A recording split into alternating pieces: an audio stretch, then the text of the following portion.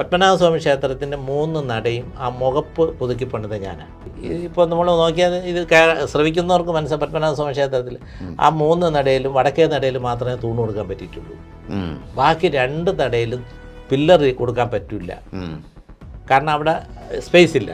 അപ്പോൾ ഈ 12 അടി നീളത്തിന് ഒരു കേബിൾ ചെയ്യണമെങ്കിൽ എവിടെ നിർത്തും? പക്ഷെ ഞാൻ ചെയ്തു. നമസ്കാരം പ്രിയപ്പെട്ടവരെ, ഇന്ന് വളരെ വ്യത്യസ്തമായ ഒരു മേഖലയെക്കുറിച്ചുള്ള കുറച്ച് അറിവ് പകരാനുള്ളൊരു ശ്രമത്തിലാണ് പ്രവാസി ഭാരതി. ഗൾഫ് രാജ്യത്ത് വസിക്കുന്ന പലരും തന്നെ ഗൾഫിൽ എത്തപ്പെടുന്നത് എന്തിനു വേണ്ടിയാണ്? സ്വന്തമായൊരു വീട് നിർമ്മിക്കുക എന്നുള്ളതാണ്. പക്ഷേ ആ വീട് നിർമ്മാണവുമായി ബന്ധപ്പെട്ട പല കാര്യങ്ങളും നമുക്കറിയാതെ പോകുന്നുണ്ട്, അല്ലെങ്കിൽ പലരും നമ്മെ പലതും തെറ്റിദ്ധരിപ്പിക്കുന്നുണ്ട്. അത്തരത്തിലുള്ള ഒരു പുതിയ അറിവ് നിങ്ങൾക്ക് പകരാൻ ആ രംഗത്ത് ആധികാരികമായി പുതിയ നിർമ്മാണ രീതികളും വാസ്തുവൊക്കെ തന്നെ സംയോജിപ്പിച്ചുകൊണ്ടുള്ള ഒരു പുതിയ നിർമ്മാണ രീതി കേരളത്തിൽ അവതരിപ്പിച്ചൊരു വ്യക്തിയെ ഇന്ന് നമുക്ക് അതിഥിയായി ലഭിച്ചിരിക്കുകയാണ്. അത് മറ്റാരുമല്ല, ഡോക്ടർ ബി അർജുനൻ. തിരുവനന്തപുരത്തെ വളരെ പ്രശസ്തമായ, കേരളത്തിലെ വളരെ പ്രശസ്തമായ അർജുൻ അസോസിയേറ്റ്സിൻ്റെ മാനേജിംഗ് ഡയറക്ടറാണ് ശ്രീ ഡോക്ടർ ബി അർജുൻ. അദ്ദേഹത്തെ ഈ പരിപാടിയിലേക്ക് സ്വാഗതം ചെയ്യുന്നു എല്ലാ പ്രേക്ഷകർക്കും വേണ്ടി. സാർ നമസ്കാരം. നമസ്കാരം സാർ, ഞങ്ങളുടെ പ്രവാസി ഭാരതി റേഡിയോ അബുദാബി ആസ്ഥാനമായി 2016 തുടങ്ങിയതാണ്. ഗൾഫ് രാജ്യങ്ങളിൽ മുഴുവൻ പ്രക്ഷേപണം എത്തുന്ന 200 കിലോവാട്ട് പ്രസരണ ശേഷിയുള്ള ഇന്ത്യക്ക് പുറത്തുള്ള ഏറ്റവും വലിയ റേഡിയോ. പക്ഷേ ഇപ്പോഴത് ഇൻ്റർനെറ്റിലാണ്. ഞാൻ പലപ്പോഴും ഈ വീട് നിർമ്മാണവുമായി ബന്ധപ്പെട്ട നിരവധി ലേഖനങ്ങൾ വായിക്കാറുണ്ട്. അങ്ങയുടെ തന്നെ ഒരുപാട് പരിപാടികൾ ഞാൻ ടെലിവിഷൻ കണ്ടിട്ടുണ്ട്, അങ്ങയുടെ ലേഖനങ്ങൾ ഞാൻ വായിച്ചിട്ടുണ്ട്. അപ്പോഴെല്ലാം തന്നെ എൻ്റെ മനസ്സിൽ തോന്നുന്ന ഒരു സംഗതി, ഈ ആധുനിക കാലത്ത് നമ്മൾ ഈ വാസ്തു എന്ന് പറയുന്ന വാസ്തു ശില്പകല നമ്മുടെ പുതിയ ടെക്നോളജിയുമായി എങ്ങനെ ഇൻകോർപ്പറേറ്റ് ചെയ്യുന്നു എന്നെനിക്ക് സംശയം തോന്നിയിട്ടുണ്ട് പലപ്പോഴും. ഇതിനകത്തൊരു സയൻസ് ഉണ്ടോ, അതോ ഇത് ആൾക്കാരെ തെറ്റിദ്ധരിപ്പിക്കുന്നതാണോ എന്നുള്ള കാര്യങ്ങൾ. അപ്പോൾ അതുമായി ബന്ധപ്പെട്ടുള്ള കുറച്ച് കാര്യങ്ങൾ അങ്ങയുമായി ചോദിച്ചറിയാം എന്ന് വിചാരിച്ചാണ് ഈ പരിപാടിയിലേക്ക് അങ്ങയെ നമ്മൾ ക്ഷണിച്ചത്. എന്തായാലും ഞങ്ങളെ ക്ഷണം സ്വീകരിച്ചെത്തിയതിന് വളരെയധികം നന്ദി. സാറിന് ഇതിൻ്റെ ഒരു പ്രൊഫൈൽ ഞാൻ മനസ്സിലാക്കിയെടുത്തോളം അങ്ങ് ബേസിക്കലി ഒരു എഞ്ചിനീയറാണ്. അത് വെറും ഒരു എഞ്ചിനീയർ അല്ല, മെക്കാനിക്കൽ എഞ്ചിനീയറിംഗിലും സിവിൽ എഞ്ചിനീയറിംഗിലും ബിരുദം നേടുകയും അതിൽ തന്നെ വളരെയധികം എക്സ്പെർട്ടൈസ് പ്രകടിപ്പിക്കുകയും ഒപ്പം വാസ്തുവിദ്യയുടെ വിവിധ കാര്യങ്ങൾ ഇതിനകത്ത് ഇൻകോർപ്പറേറ്റ് ചെയ്യുന്നു എന്നുള്ളതാണ് ഞങ്ങളുടെ ഒരു പ്രത്യേകത. ഈ രംഗത്ത് ആദ്യകാല ആൾക്കാരിൽ ഒരാളല്ലേ സാർ? ആണല്ലേ? ഒരു 30 വർഷത്തിലധികമായി. 30 വർഷത്തിൽ കൂടുതലായി. അതെ. അപ്പോൾ നമ്മൾ പുതിയ കാലത്തിൻ്റെ സയൻസും പഴയകാലത്തിൻ്റെ വാസ്തുവും ഇതിനകത്ത് എങ്ങനെ കോറിലേറ്റ് ചെയ്യപ്പെടുന്നു എന്നുള്ളതാണ് എന്നെ സംബന്ധിച്ച് തോന്നിയ ആദ്യത്തെ സംശയം. എങ്ങനെയാണ് സാർ അത്? തീർച്ചയായിട്ടും, കാരണം അതിൻ്റെ ഒരു പ്രാരംഭം ഞാൻ പറയാം. ഞാൻ നേരത്തെ പല ചാനലിലും ഇതൊക്കെ പറഞ്ഞിട്ടുള്ളത് പോലെ തന്നെ യഥാർത്ഥത്തിൽ ഞാനൊരു സർക്കാർ ഉദ്യോഗസ്ഥൻ, KSRTCയിൽ ഒരു ഉദ്യോഗസ്ഥനായിരുന്നു. 95 യാദൃച്ഛികമായിട്ട് ഞാൻ അതിൽ നിന്ന് ലീവ് എടുത്ത് ഗൾഫിലേക്ക് പോകാനായിട്ട്. ഇപ്പം അതാണല്ലോ വിഷയം, ഗൾഫിലേക്ക്. കാരണം നമുക്ക് എല്ലാവരുടെയും മനസ്സിലൊരു സങ്കല്പമാണല്ലോ വീട് വയ്ക്കാന്നുള്ളത്. അപ്പോൾ ഞാനും എൻ്റെ വൈഫ് ഒരു സ്കൂൾ ടീച്ചറാണ്.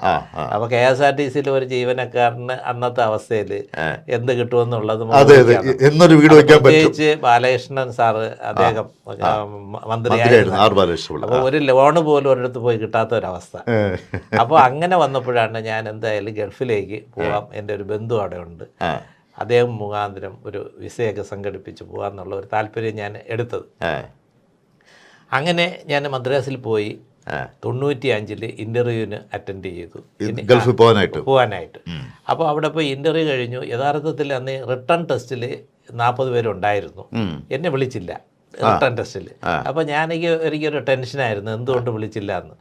അപ്പോൾ ഒരു അരമണിക്കൂർ കഴിഞ്ഞപ്പോൾ ഇവരെല്ലാം ടെസ്റ്റ് എഴുതിയിട്ട് അതിൻ്റെ മെയിൻ ആൾ വന്ന് ഇങ്ങനെ എന്നാരുണ്ടോയെന്ന് ചോദിച്ചു, അർജുനുണ്ടോയെന്ന് ചോദിച്ചു. അപ്പോൾ ഉണ്ടെന്ന് പറഞ്ഞു. അപ്പോൾ എന്നെ റെക്കമെൻഡ് ചെയ്ത കക്ഷിയുടെ പേര് പറഞ്ഞിട്ട് അദ്ദേഹം പറഞ്ഞിട്ടാണ് നിങ്ങൾ ഇൻ്റർവ്യൂ ടെസ്റ്റ് എഴുതിക്കാത്തത്, ആൾറെഡി ഓക്കെ ആണ്, അതുകൊണ്ട് കാര്യങ്ങളൊക്കെ പറഞ്ഞ. അപ്പോഴാണ് എനിക്ക് ശരിക്കും പറഞ്ഞ സമാധാനമായത്. അങ്ങനെ നേരെ അവിടെ നിന്ന് കാര്യങ്ങളൊക്കെ കഴിഞ്ഞ് പിറ്റേ ആഴ്ച ആയപ്പോൾ അവിടെ നിന്ന് മെസ്സേജ് വന്നു, വിസയ്ക്കുള്ള പ്രോസസ്സിംഗ് ആണ്, നിങ്ങൾ പോകാനുള്ള തയ്യാറെടുപ്പ് നടത്തിക്കൊള്ളൂ എന്ന് പറഞ്ഞു. അങ്ങനെ ഞാൻ ഇത് കേട്ട പാടെ നേരെ KSRTCയിൽ 5 വർഷത്തേക്ക് ലോങ് ലീവിന് അപ്ലൈ ചെയ്തു. ലീവ് കിട്ടി. അപ്പോൾ 1900 തൊണ്ണൂറ്റിയഞ്ചിലാണ് ഈ സംഭവം. Okay. 95 മെയ് 25 എനിക്ക് ലീവ് സാങ്ഷനായി ഓർഡറുമായി 5 വർഷത്തെ 5 വർഷത്തേക്ക്. അത് വാങ്ങി പിന്നെ അടുത്ത് എനിക്ക് എന്തിനാണ് ഞാൻ പോകാനായിട്ട് തീരുമാനിച്ചെന്ന് ഞാൻ നേരത്തെ സൂചിപ്പിച്ചത്, വീട് വയ്ക്കണം. അതെ. അപ്പോൾ ഞാൻ എന്ത് ചെയ്ത്, ഞാൻ എഞ്ചിനീയർ ആയതുകൊണ്ട് സ്വന്തമായിട്ട് എൻ്റെ വീട് എങ്ങനെ ഇരിക്കണം എന്നുള്ള ഒരു താല്പര്യത്തോടു കൂടി ഒരു പ്ലാനൊക്കെ തയ്യാറാക്കി. അപ്പോൾ അത് അവിടെയുള്ള ഒരു മേശരിയെ മേസനെ ഏൽപ്പിക്കണം. അദ്ദേഹം അത് ചെയ്യുമ്പോൾ എനിക്ക് വെളിയിലിരിക്കുമ്പോൾ കാശ് അയച്ചു കൊടുക്കാം. അത് പൂർത്തിയാവണമല്ലോ. അതുകൊണ്ട് എൻ്റെ ഭാവനയിൽ കണ്ട ഒരു വീട് എലിവേഷൻ ഞാൻ അന്ന് നമ്മളെ പ്രീമിയർ അവിടെ വന്ന് ഈ കാർഡ്ബോർഡൊക്കെ മേടിച്ചു, അതിൻ്റെ വാട്ടർ കളറും ഒക്കെ മേടിച്ച് ഒറിജിനൽ വീട്, അന്ന് കമ്പ്യൂട്ടർ ഇല്ല, സിസ്റ്റം ഇല്ല, അതനുസരിച്ച് ഒരു മോഡലുണ്ടാക്കി. ഞാൻ എൻ്റെ മനസ്സിൽ എങ്ങനെയാണ് ഒരു വീട് ഇരിക്കുന്നത്, ആ മോഡൽ കൃത്യം ഒരു ഇതായിട്ട് പ്രൊപ്പോർഷണലായിട്ട് അതിൻ്റെ ജനൽ, വാതിൽ, മെയിൻ ഡോറ്, ബെഡ്റൂം, ഹാള്, അതിൻ്റെ ഇൻറ്റീരിയർ അടക്കം എൻ്റെ ഭാവനയിൽ കണ്ടത് ഞാൻ അതിൽ മോഡലാക്കി മാറ്റി. അതിനൊക്കെ പെയിൻ്റൊക്കെ ചെയ്ത് പുതിയൊരു വീട്. അപ്പോൾ ഇത് കണ്ടപ്പോൾ ഒരു പുതിയ നമ്മൾ ഒറിജിനൽ വീട് എന്ന് തന്നെ തോന്നും. അപ്പോൾ അതിൻ്റെ ഫോട്ടോസ് എൻ്റെ കസ്റ്റഡിയിലുണ്ട് അന്നെടുത്തതിൻ്റെ. അപ്പോൾ ഇത് കണ്ടിട്ട് ഞാൻ ഇതിൻ്റെ ഫോട്ടോഗ്രാഫ് എടുക്കാൻ സ്റ്റുഡിയോയിലേക്ക് പോയി. സ്റ്റുഡിയോയിൽ ചെന്ന് ഈ സാധനം എന്താണെന്നുള്ള ആളുകൾക്ക് ഒരു ആകാംക്ഷയായി. അപ്പോൾ ഞാൻ പറഞ്ഞു എനിക്ക് വേണ്ടി വയ്ക്കാനുള്ള ഒരു വീടാണ്, അതിൻ്റെ ഒരു മോഡലാണ്. അപ്പോൾ ഇത് കണ്ടിട്ടുണ്ടെ എൻ്റെ സുഹൃത്തുക്കളും പരിചയക്കാരും ഒക്കെ വന്ന് ഇത് കൊള്ളാമല്ലോ എന്ന് പറഞ്ഞ് അങ്ങനെ അവർക്കും കൂടെ ഒരു പ്ലാൻ വരച്ച് കൊടുക്കാൻ പറ്റുമോ എന്നുള്ളൊരു ചോദ്യം വന്നു. അങ്ങനെ ഒരു മാസം കൊണ്ട് തന്നെ ഒരു 5 വീടിൻ്റെ പ്ലാനും അതിൻ്റെ ഓർഡറുമായി. അത് ശരി. അപ്പോൾ എനിക്ക് വിസ വരാനുള്ള ഈ കാലതാമസത്തിൽ ഇത്രയും ഗ്യാപ്പ് വന്നപ്പോൾ എനിക്കൊരു ഇതിങ്ങനെ ഒരു പ്രചോദനമായി. അപ്പോൾ എന്തു പറ്റി, ഞാൻ ഇതിലേക്ക് പ്ലാൻ വരച്ചിട്ട് അവരുടെയും പറഞ്ഞു ഞാൻ ഗൾഫിൽ പോവുകയാണ്, നിങ്ങൾക്ക് വീട് പ്ലാൻ മാത്രം തരാം, ബാക്കി കാര്യങ്ങൾ അപ്പോൾ അത് മതിയെന്ന് പറഞ്ഞ് അങ്ങനെ അതാണ് എൻ്റെ തുടക്കം. അത് ശരി. പക്ഷേ എന്തോ ഒരു ഉള്ളിൽ എനിക്കൊരു തോന്നൽ, നമുക്ക് എല്ലാ മനുഷ്യർക്കും ദൈവം അല്പസമയം ഇവിടെ അനുവദിച്ച് തന്നിട്ടുണ്ട് ജനിച്ച് മരിക്കുന്നവരെ. ഇതിനിടയ്ക്ക് ഒരു വ്യക്തിത്വം, നമ്മൾ ഒരു വ്യക്തി എന്താവണം എന്ന് തീരുമാനിക്കുന്നതും ദൈവമാണല്ലോ, നമ്മളല്ലല്ലോ. അങ്ങനെ ഈ 35-ാമത്തെ വയസ്സിൽ എനിക്ക് അങ്ങനെ ഒരു തോന്നൽ വരാൻ ഞാൻ ഇതിലേക്ക് ഇറങ്ങാം. അപ്പോൾ എനിക്കൊരു തിരിച്ചറിവ് വന്നു, യഥാർത്ഥത്തിൽ എൻ്റെ കർമ്മപദം KSRTC അല്ല, ഗൾഫും അല്ല, ഈ ബിൽഡിംഗ് കൺസ്ട്രക്ഷൻ. അങ്ങനെയാണ് ഞാൻ അതിലേക്ക് ഇറങ്ങിയത്. അതാണ് പിന്നെ ഗൾഫ് മോഹം ഉപേക്ഷിച്ചു. പിന്നെ പോകേണ്ടി വന്നില്ല. പിന്നെ ഗൾഫിൽ എനിക്ക് ഈ ദൈവാധീനം കൊണ്ട് ഞാനൊരു ജോബിൽ പോകാതെ അവിടെ ഒരു എഞ്ചിനീയറായിട്ട് കൺസൾട്ടൻ്റ് ആയിട്ട് പോയ അനുഭവം പിന്നെ ഉണ്ട്. അപ്പോൾ ഒരു ജോലിക്ക് പോകാൻ ആഗ്രഹിച്ച ഒരാൾ വർഷങ്ങൾക്ക് ശേഷം ഈ രംഗത്ത് ഒരു ആധിപത്യം സ്ഥാപിക്കുകയും ഒരു എക്സ്പെർട്ടൈസ് നേടുകയും പിന്നീട് ഗൾഫിൽ അതിൻ്റെ ഒരു കൺസൾട്ടൻ്റ് എഞ്ചിനീയറായിട്ട് പോയി വർക്ക് ചെയ്ത് 5-6 വർഷത്തോളം അവിടെ നല്ല കൺസ്ട്രക്ഷൻ ചെയ്തിട്ടുണ്ട് ഗൾഫിൽ. അപ്പോൾ ഗൾഫിലുള്ളവരിത് കണ്ടുകൊണ്ടിരിക്കാൻ ശ്രദ്ധിക്കണം. ഞാൻ ചോദിച്ച ചോദ്യത്തിലേക്ക് സാർ വന്നുകൊണ്ടിരിക്കുകയാണ്. ഒരു ഗൾഫുകാരനാവാൻ ആഗ്രഹിച്ചൊരു ആളാണ് ഡോക്ടർ ബി അർജുനൻ. ഗൾഫിൽ പോവേണ്ടി വന്നില്ല. അതിനിടയ്ക്ക് ലഭിച്ചൊരു ചെറിയ കാലയളവിൽ സ്വന്തമായൊരു വീട് നിർമ്മിക്കാനുള്ളൊരു പ്ലാന് തയ്യാറാക്കുകയും അതിൻ്റെ ഒരു 3D എലിവേഷൻ ഉൾപ്പെടെ ഉണ്ടാക്കുകയും ചെയ്തതാണ് ജീവിതത്തിലൊരു വഴിത്തിരിവായി മാറിയത്. ഇന്ന് ആധുനിക നിർമ്മാണ രീതികളും അതോടൊപ്പം വാസ്തുശില്പ അതിൻ്റെ കലകളും സംയോജിപ്പിച്ചുകൊണ്ട് കേരളത്തിൽ എത്രയോ നിർമ്മാണ പ്രവർത്തനങ്ങൾ നടത്തിയ വ്യക്തിയാണ് ഡോക്ടർ ബി അർജുനൻ സാർ. അപ്പോൾ ഞാൻ ചോദിച്ചതിലേക്ക് വരാം. ഇത് രണ്ടും നമുക്ക് എങ്ങനെ കോറിലേറ്റ് ചെയ്യാൻ പറ്റുന്നു? പുതിയ സാങ്കേതിക വിദ്യ, ടെക്നോളജി, നിർമ്മാണ ടെക്നോളജി, അതോടൊപ്പം വാസ്തു. അതെ, ഞാൻ ഈ പറഞ്ഞതിൻ്റെ ഒരു കണ്ടിന്യൂഷൻ തന്നെ ഞാൻ പോവാം. അപ്പോൾ ഞാൻ ഇങ്ങനെ ഒരു മോഡൽ ഉണ്ടാക്കി പ്ലാന് വരച്ച് ബിൽഡിംഗ് കൺസ്ട്രക്ഷൻ തുടങ്ങി. അപ്പോൾ എനിക്ക് ധാരാളം, അപ്പോൾ ശരിക്കും പറഞ്ഞാൽ വർക്ക് കിട്ടി. അന്ന് കോൺട്രാക്ട് ബേസിൽ എടുത്ത് ചെയ്തില്ല, ഞാൻ പ്ലാൻ വരയ്ക്കുന്നു, ഞാൻ തന്നെ പോയി പറഞ്ഞു കൊടുത്ത് ചെയ്യുന്നു. അന്ന് ഓഫീസോ സിസ്റ്റം ഒന്നുമില്ല, ഒറ്റയ്ക്കാണല്ലോ. അങ്ങനെ ഒരു 6 മാസം കഴിഞ്ഞപ്പോൾ മനോരമ പത്രത്തിൽ ഒരു ആഡ് കണ്ടു. അതിൽ വാസ്തുവിദ്യാ ഗുരുകുലം തുടങ്ങുന്നു, ആദ്യത്തെ ഒരു ബാച്ച്, അത് ആർക്കിടെക്റ്റ് എഞ്ചിനീയേഴ്സിന് 20 പേർക്കുള്ള ഒരു കോഴ്സ് തുടങ്ങുന്നു. നിർമ്മിതി കേന്ദ്രമാണ് പരസ്യം കൊടുത്തത്. അപ്പോൾ അത് കണ്ടുകൊണ്ട് ഞാൻ എന്ത് ചെയ്ത് നേരെ നിർമ്മിതി കേന്ദ്രയിൽ ചെന്ന് ഇതിൻ്റെ കാര്യങ്ങൾ തിരക്കി ഒരു ആപ്ലിക്കേഷൻ ഫോം വാങ്ങി. അന്ന് അതിൻ്റെ ഡയറക്ടറായിരുന്ന ഇന്നത്തെ പശ്ചിമബംഗാൾ ഗവർണറായിരിക്കും ആനന്ദ് ബോസ്, പിന്നെ MG ശശിഭൂഷൺ സാറ് അറിയാമല്ലോ. അപ്പോൾ കൂടെ അദ്ദേഹം അതിൻ്റെ പ്രിൻസിപ്പളായിട്ട് ആണ് ഈ കോഴ്സ് ആരംഭിക്കുന്നത്. അത് ആരംഭിക്കാനുള്ള ഒരു പ്രധാന കാര്യം ഈ വർഷങ്ങളോളം നിർമ്മിതി കേന്ദ്രയും അതുപോലെ ചെയ്തിട്ടുള്ള വാസ്തുവിദ്യയായിട്ട് ബന്ധപ്പെടാതെ ഒരുപാട് നിർമ്മിതികൾ. കാരണം ഇതിൽ ഒരു കാര്യം ഞാൻ ഈ പഠനത്തിൽ നിന്ന് മനസ്സിലാക്കിയത് 1960 മുതൽ 1990 വരെയുള്ള വീടുകളുടെ നിർമ്മാണത്തിലൊന്നും തന്നെ വാസ്തുവിദ്യയുടെ അംശം പരിപൂർണമായിട്ട് വന്നിട്ടില്ല. കാരണം ഒരു 90% അല്ലാതെ തന്നെ എന്ന് വെച്ചാൽ എഞ്ചിനീയറിങ്ങും അതിൻ്റെ ആവിർഭാവത്തോടുകൂടി എഞ്ചിനീയേഴ്സും ആർക്കിടെക്റ്റും പ്ലാൻ വരച്ച് ചെയ്യുന്നത്. അപ്പോൾ വാസ്തുവിദ്യ അതിനു മുമ്പ് ഉണ്ടായിരുന്നു. അതാണ് അതിൻ്റെ ഞാൻ ഈ റിസർച്ചിൽ വന്നത്. അപ്പോൾ ഇതിന് അങ്ങനെ വന്ന ബിൽഡിങ്ങിൻ്റെ കൺസ്ട്രക്ഷനിൽ കുറേ പോരായ്മകൾ വന്നു. അപ്പോൾ അത് ഇവർ വിലയിരുത്തിയിട്ടാണ് ഇങ്ങനെ ഒരു ചർച്ച വെക്കുകയും അതിന് നിർമ്മിതി കേന്ദ്രം വാസ്തുവിദ്യ വിദഗ്ധരായിട്ടുള്ള കാണിപ്പയ്യൂർ, നമ്പൂരിപ്പാട്, പയ്യന്നൂർ കേശവാചാര്യ, കോയിത്തിട്ട, ഗണപതി സ്ഥപതി ഇതുപോലുള്ള പ്രഗത്ഭരായിട്ടുള്ള കേരളത്തിലും ഇന്ത്യയിലും അറിയപ്പെടുന്ന വാസ്തുവിദ്യ വിദഗ്ധരെ വിളിച്ചിട്ട് ഒരു സെമിനാർ കണ്ടക്ട് ചെയ്തു. അവരുടെ അഭിപ്രായത്തിലാണ് ഗൃഹനിർമ്മാണത്തിൽ വാസ്തുവിദ്യ ഒഴിവാക്കി കൊണ്ടൊരു നിർമ്മാണം നല്ലതല്ല, അങ്ങനെ വന്നാൽ ഇങ്ങനെയുള്ള ബുദ്ധിമുട്ടുകൾ ജനങ്ങൾക്ക് വരും എന്ന് പറയും. അങ്ങനെയാണ് ഈ കോഴ്സ് ആദ്യമായിട്ട് നിർമ്മിതി കേന്ദ്രം തുടങ്ങാനുള്ള ഒരു പ്രചോദനം ഉണ്ടായത്. വാസ്തുവിദ്യ ഗുരുകുലം അത് 96 തുടങ്ങിയത്. അവിടെ ആദ്യത്തെ ബാച്ചായിട്ട് ഞാൻ ചേർന്നു, ഫസ്റ്റ് ബാച്ച്. അതിൽ ഇന്ന് ഞാൻ മനസ്സിലാക്കുന്ന അതിലുള്ള ബാക്കി പലരും ഈ വഴിയൊക്കെ ഉപേക്ഷിച്ച് സർക്കാർ ജോലിക്കൊക്കെ പോയി. അതേപോലെ നിലനിൽക്കുന്ന ഒരു വ്യക്തിയാണ് ഞാൻ. അപ്പോൾ എനിക്കിന്നും ആ വാസ്തുവിദ്യയും ആ ഗുരുകുലവും ഒക്കെ നല്ല ഓർമ്മയുണ്ട്. അപ്പോൾ അത് കഴിഞ്ഞിട്ട് അവിടെ നിന്ന് കിട്ടിയ അറിവ് ഈ ഒറ്റ വർഷം കൊണ്ട് നമുക്ക് എല്ലാം പഠിക്കാൻ പറ്റില്ല. ഈ വാസ്തുവിദ്യയുടെ ആഴം, ഡെപ്ത് എത്രമാത്രം വലുതാണ് എന്ന് ഞാൻ മനസ്സിലാക്കി അവിടെ നിന്നാണ്. നമ്മുടെ പ്രശസ്തനായ ഗായകൻ യേശുദാസ് അദ്ദേഹം പറയുമ്പോൾ ഇപ്പോൾ സംഗീതം ഒരു മഹാസാഗരമാണ്. അത് ഇപ്പോഴും അദ്ദേഹം വിദ്യാർത്ഥി എന്ന് പറയുന്നത് വെറുതെ ഒന്നും അല്ലല്ലോ, അത് പഠിച്ചാൽ തീരുന്നതല്ലല്ലോ. അതുപോലെ വാസ്തുവിദ്യയുടെ ഒരു വിദ്യാർത്ഥിയായിട്ട് അന്ന് തുടങ്ങി, ഇന്നും ആ വിദ്യാർത്ഥിയായിട്ട് ഞാൻ തുടരുന്നു. അതാണ് അതിൻ്റെ സത്യം. അപ്പോൾ പിന്നെ വരുന്ന 5 വർഷം എൻ്റെ റിസർച്ച്, ഇത് ആ കോഴ്സ് നല്ലവണ്ണം ഞാൻ ഒരു വർഷത്തെ കോഴ്സ്.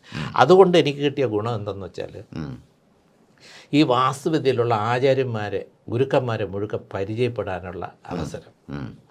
അത് കഴിഞ്ഞ് ഒരുപാട് കേരളത്തിലും അതുപോലെ തന്നെ മറ്റ് സ്ഥലങ്ങളിലുള്ള പഴയ നിർമ്മാണങ്ങൾ, അത് പത്മനാഭപുരം കൊട്ടാരം മുതൽ കുതിരമാളിക, കൃഷ്ണപുരം പാലസ്, വരിക്കാശ്ശേരി മന, പാഞ്ഞാൾ മന, ഇങ്ങനെയുള്ള എല്ലാ മനകളും പോയി സന്ദർശിച്ച് അത് ഡോക്യുമെൻ്റ് ചെയ്ത് പഠിക്കാനുള്ള അവസരം.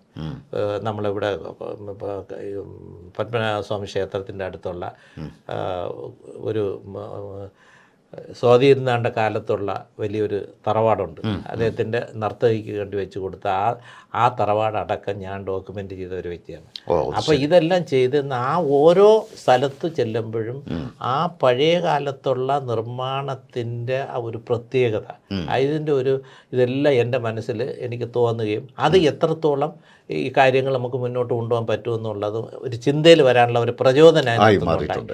ഇതിന് വേറൊരു ഘടകവും കൂടെ എനിക്ക് വളരെ ഇപ്പോഴും ഞാൻ നന്ദിയോടെ എൻ്റെ ഗുരുസ്ഥാനത്ത് നിർത്തിക്കൊണ്ട് ഞാൻ തന്നെ പറയുന്നു. ഞാൻ പല സന്ദർഭങ്ങളിൽ പറഞ്ഞിട്ടുണ്ട്.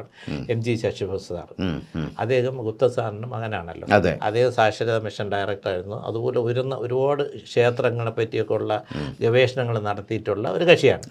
അദ്ദേഹം ക്ലാസ് എടുത്തുകൊണ്ടിരുന്നപ്പോൾ പയ്യന്നൂർ കേശവാചാര്യ ക്ലാസ് കഴിഞ്ഞിട്ട് ഇദ്ദേഹത്തിൻ്റെ ക്ലാസ് ഉണ്ട് കോഴ്സിൻ്റെ ഇടയിൽ. അദ്ദേഹം ഇങ്ങനെ എൻ്റെ പ്ലാനും കാര്യങ്ങളൊക്കെ മനസ്സിലാക്കിയിട്ട് ഞാൻ എടുത്ത ഒരു പ്ലാനിനെ പറ്റി കാര്യങ്ങൾ സംസാരിച്ചപ്പോൾ എൻ്റെ അടുത്ത് ചോദിച്ചു, അർജുൻ നല്ലൊരു എഞ്ചിനീയറാണ്, നല്ലവണ്ണം പ്ലാൻ വരയ്ക്കാനറിയാം, എന്തുകൊണ്ട് അർജുൻ ഇനി വരയ്ക്കുന്ന പ്ലാനെല്ലാം കേരളീയ ശൈലിയിലുള്ള ഒരു നിർമ്മാണ ശൈലിക്ക് തുടക്കം കുറിച്ചുകൂടാ? ഇതായിരുന്നു അദ്ദേഹം ചോദിച്ചത്. അത് തന്നെയാണ് എന്നെ സ്വാധീനിച്ച്. അന്ന് മുതലാണ് ഞാൻ വാസ്തുവിദ്യയെ കേരളീയ ശൈലിയായിട്ട് ബന്ധപ്പെടുത്തിയുള്ള പ്ലാൻ. അപ്പോൾ അതിനുശേഷം ഏതൊരു പ്ലാന് വന്നാലും വാസ്തുവിദ്യയ്ക്കുള്ള അടിസ്ഥാന തത്വങ്ങൾ ആ പ്ലാനിൽ കൊടുക്കും.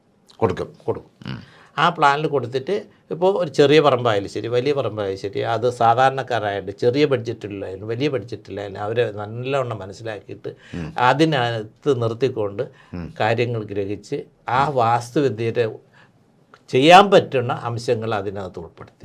ഇൻകോർപ്പറേറ്റ് ചെയ്യും. പിന്നെ രണ്ടാമത്തെ കാര്യം, ഇത് കേരളീയ ശൈലിയിലുള്ള അത് കൊണ്ടുവരാനായിട്ട് ശ്രമം നടത്തി. ഇത് എപ്പോഴാണ് ഞാൻ പറഞ്ഞത്? 97 കഥ ഞാൻ പറഞ്ഞത്. ഇന്നതല്ല, 97 ഞാൻ ആദ്യമായിട്ട് തുടങ്ങിയ ഒരു വീട് മുതൽ അതിൽ തന്നെ മുഖപ്പ് തിരിച്ചു കൊണ്ടുവന്നു. പണ്ടേ ഉള്ളതാണല്ലോ മുഖപ്പെന്ന ഗേബിൾ, ഇതിൻ്റെ കൂരയ്ക്കുള്ള. പിന്നെ അത് കഴിഞ്ഞിട്ട് ചാരുപടി, കുതിരക്കാല്, പിന്നെ നല്ല ഭംഗിയുള്ള തൂണുകൾ, ഓർണമെന്റൽ വർക്ക്. ഇതൊക്കെ പഴയ കൊട്ടാരങ്ങളിലും കോവിലകങ്ങളിലൊക്കെ അത് കാണപ്പെടുന്ന നമുക്ക് ഇന്നും ഒരു ഹരമാണ്. ഇതെല്ലാം എൻ്റെ ഓരോ വർക്കിലും ഞാൻ കിട്ടുന്ന അവസരത്തിലൊക്കെ ഉൾപ്പെടുത്തി അവരുടെ ബഡ്ജറ്റ് കൂടെ നോക്കിയിട്ട് മനസ്സിലായി. അപ്പോൾ ബഡ്ജറ്റ് ഉള്ളവർക്ക് ഞാനിത് പറഞ്ഞ് മനസ്സിലാക്കിയിട്ട് കരിങ്കൽ തൂണ്, മയിലാടിയിലെ കരിങ്കൽ തൂണ്, ഉദാഹരണം കുതിരമാളിയിലുള്ള കരിങ്കൽ തൂണ്, അതിൻ്റെ ഫോട്ടോയും അതൊക്കെ അളവും ഒക്കെ എടുത്ത് പഠിച്ച് മനസ്സിൽ വെച്ചിട്ട്. അപ്പോൾ അങ്ങനെ താല്പര്യമുള്ളവർക്ക് അതേ രീതിയിൽ ഒരു വ്യത്യാസവും ഇല്ലാതെ അതായ മെഷർമെൻറ്റിൽ 10 തൂണെങ്കിൽ 10 തൂണ്, 12 തൂണെങ്കിൽ തൂണ്, അത് ഒറിജിനലായിട്ട് ചെയ്ത് കൊടുത്തിട്ടുണ്ട്. അതുപോലെ തന്നെ മുഖപ്പ്, ഈ കേബിള്, അത് എൻ്റെ വീടുകൾ പരിശോധിച്ചാൽ അത് മനസ്സിലാവും. അത് കൃത്യമായ പ്രൊപ്പോർഷനിലാണ്. കാരണം അതിൻ്റെ ഒരു ഇപ്പോൾ ഇന്ന് എത്ര ഡിഗ്രിയിലാണ് അത് ആംഗിൾ വന്നിരിക്കുന്നത്, എത്രയാണെന്ന് അത് കൃത്യമായിരിക്കും. ആ പഴയതും പുതിയതും കൂടി ഒരു വ്യത്യാസം ഇല്ലാത്ത രീതിയിൽ അത് പുതുക്കി അത് ചെയ്യാൻ. അതിന് ഏറ്റവും വലിയൊരു എക്സാമ്പിളാണ് പത്മനാഭസ്വാമി ക്ഷേത്രം. പത്മനാഭസ്വാമി ക്ഷേത്രത്തിൻ്റെ 3 നടയും ആ മുഖപ്പ് പുതുക്കി പണിത് ഞാനാണ്. അത് ശരി. അത് പിന്നെ 2000 അത് ഇതുപോലെ ഒരു അനുഭവമാണ്. അതിപ്പോൾ ഞാൻ പറഞ്ഞ അത് ഇന്ന് കാണുന്ന ആ ഫ്രണ്ടിൽ കാണുന്ന ആ മുഖപ്പും എല്ലാം പണ്ട് അവിടെ ഷീറ്റായിരുന്നു. ഷീറ്റ് ഇങ്ങനെ. അപ്പോൾ രാജാവ് എൻ്റെ അടുത്ത് അദ്ദേഹത്തിൻ്റെ നിർദ്ദേശം, കാണിപ്പേരാണ് എൻ്റെ പേര് നിർദ്ദേശിച്ചത്. അദ്ദേഹം അഭിപ്രായത്തിൽ ഇത് മാറ്റിയിട്ട് അവിടെ അനുയോജ്യമായിട്ടുള്ള ഒരു മുഖപ്പ് ചെയ്യണമെന്നുള്ള അഭിപ്രായം വരികയും രാജ കുടുംബത്തിൽ നിന്ന് അതിനെ, അന്ന് പത്മനാഭസ്വാമി ക്ഷേത്രം അവരുടെ കീഴിലാണല്ലോ. അപ്പോൾ അദ്ദേഹം ഇങ്ങനെ ആവശ്യപ്പെടുകയും എന്നെ വിളിച്ച് സംസാരിക്കുകയും, തിരുമേനി ഇങ്ങനെ ഒരു പ്ലാൻ തന്നിട്ടുണ്ട്, ചെയ്യാൻ പറ്റുമെന്ന് ചോദിച്ചു. ഞാൻ ആ പ്ലാനൊക്കെ എടുത്ത് നോക്കിയപ്പോൾ, ഞാൻ എഞ്ചിനീയറാണല്ലോ, അപ്പോൾ എനിക്കതിനകത്ത് പ്രശ്നം തോന്നിയത്, ഇപ്പോൾ നമ്മൾ നോക്കിയാൽ ഇത് ശ്രമിക്കുന്നവർക്ക് മനസ്സിലാവും. പത്മനാഭസ്വാമി ക്ഷേത്രത്തിൽ ആ 3 നടയിലും വടക്കേ നടയിലും മാത്രമേ തൂണ് കൊടുക്കാൻ പറ്റിയിട്ടുള്ളൂ. ബാക്കി 2 നടയിലും പില്ലർ കൊടുക്കാൻ പറ്റില്ല, കാരണം അവിടെ സ്പേസ് ഇല്ല. അപ്പോൾ ഈ 12 അടി നീളത്തിന് ഒരു ഗേബിൾ ചെയ്യണമെങ്കിൽ എവിടെ നിർത്തും? അതൊരു വെല്ലുവിളിയല്ലേ? അതെ. പക്ഷെ ഞാൻ ചെയ്തു. അത് ശരി. ഇപ്പോഴും അവിടെ ഇപ്പുണ്ട്. അപ്പോൾ അത് കണ്ടു കഴിഞ്ഞാൽ ആ ക്ഷേത്രത്തിൽ പണ്ട് എങ്ങനെയാണോ ചെയ്തത്, ഇത് പുതുതായിട്ട് ചെയ്തെന്ന് ആർക്കും പറയാൻ പറ്റില്ല. അത് ലയിപ്പിച്ച് ചെയ്തു. അതെ, അതാണ് അതിൻ്റെ. അപ്പോൾ അതിൻ്റെ അർത്ഥം നമ്മൾ പഴയ നിർമ്മാണ ശൈലി എത്രമാത്രം ഒപ്പിയെടുത്ത് അതിൻ്റെ ഭംഗി നമ്മൾ അതിനകത്ത് ഉൾപ്പെടുത്തി അതിൻ്റെ പ്രൊപ്പോർഷനാലിറ്റി ചെയ്ത് വന്നാലേ ആ പഴമ അതേപോലെ നമുക്ക്. എന്നാൽ ടെക്നോളജി പുതിയതാണ്, എല്ലാം പുതിയതാണ്, പുതിയ ടെക്നോളജി. അപ്പോൾ ഇത് തന്നെയാണ് എൻ്റെ എല്ലാ പ്രവർത്തനങ്ങളിലും. ഇപ്പോൾ ഈ 30 വർഷം 2025 വന്നാലും ഞാൻ ആ ഓരോ സാധനം ചെയ്യുന്നതും ആ പഴമയെ ഒപ്പി അതിൽ ഒരു ലെവലേശം വിട്ടുവീഴ്ചയില്ലാതെ പുതിയ സാധനങ്ങൾ പുതിയ തലമുറയ്ക്ക് കൊടുക്കുക. അത് തന്നെയാണ് ഞാൻ ചോദിച്ചത്. നമ്മൾ ശരിക്കും ഇംപ്ലിമെൻറ്റ് ചെയ്യുന്നത് പുതിയ ടെക്നോളജി, കാരണം അതിനാണല്ലോ വേണ്ടത്. ആ പുതിയ ടെക്നോളജിയിൽ വാസ്തവത്തിൽ പഴമയിൽ നിന്ന് എടുക്കാവുന്ന നല്ല അംശങ്ങൾ ഇതിനകത്ത് സംശീകരിച്ചു കൊണ്ടിട്ടാണ് നമ്മൾ ഈ ഒരു നിർമ്മാണ പ്രവർത്തനം ചെയ്യുന്നത്. അത് എനിക്ക് സാർ പറഞ്ഞത് എനിക്ക് ക്ലിയറായി.